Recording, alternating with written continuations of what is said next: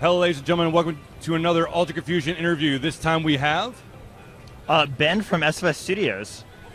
So, tell us what game you're showing off today. So the game I'm showing off today is Operation Zeta. It is a space action game that takes place after your side lost this really big battle in space. And yeah, so since you lost, your ship got blown up into a bunch of different parts, and it got scattered around this debris field. So the kicker is that you have only 10 minutes to collect your parts. So each time you play, it's all randomly generated with where the parts go and how you get them back, and yeah, you got to bring them back and do that. So that's the basic premise of the game, the quick 30-second pitch for it. So, lots of replayability then. Yeah, correct. So even though the game only technically you can beat it in 10 minutes, to do everything in the game it takes over 25 hours because there's 13 different characters. Each time you play, there's different. It's all randomly generated, so there's a whole ton of different quests. It feels completely different every time. So. You said different characters. Does that change anything, or is it just like? So yeah, each character has a different ship to rebuild, and they have different abilities and such. So, for example, you start with just a human, and as you play through, you get more characters. So, one of the characters is actually my cat, Louie, which you can see here, and he goes around and he shoots out little meows, and he has his little ship that he grabs the parts with has a little string that comes down from it. So how long you been developing this game? So this game's been in development for about 3 years. However, it's in my own custom game engine called Freaking Sweet, and that's been in development for about 8 years. So. And what platforms? It's out now on Switch, Xbox, and Steam. Sweet. What do you think one of the biggest obstacles you've had to overcome has been?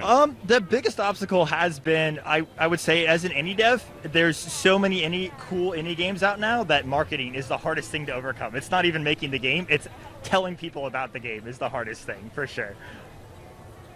So going off of, what you've learned, what bit of advice would you give to future indie developers out there? I would say it's really hard to be too soon to do marketing and start showing development updates of your game and trying to build a community around what your game is, because that's so important to do that and create fans of your game for when it comes out, because so many of all the store's algorithms are you're popular if you're popular. So you need people to play the game to get more people to play the game, right? So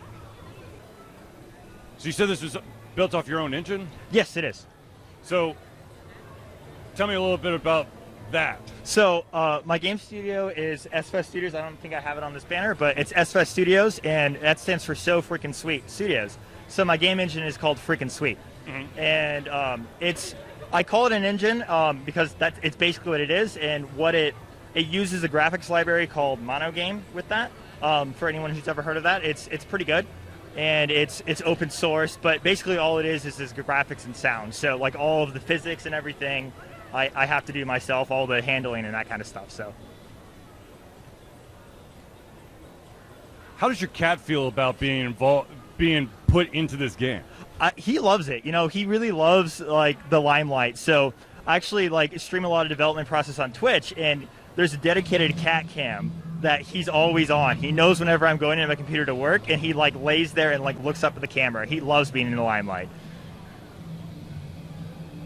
Do you think it's beneficial to do those dev streams?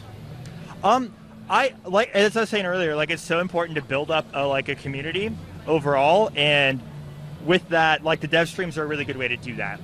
Not necessarily even from a direct revenue perspective, but having those streams where you have these people who come and see the process, people get engaged and they get invested, right?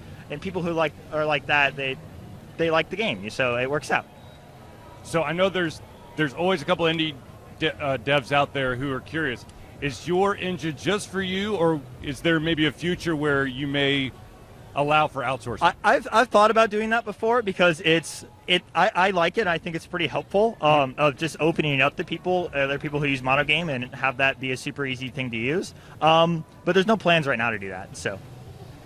And is this a solo project or? So Operation Zeta, it was completely mine. So I did all the art, the code, and the music for it. However, I have a future project coming up that I haven't announced yet that I have a contract artist doing. So it's going to be good because it's going to be more of the art style that I have on my banners and such instead of just the pixel art.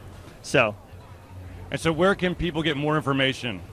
So if you go to sfstudios.com, we have a newsletter you can sign up for there that will send you any updates about new games and big updates for our games.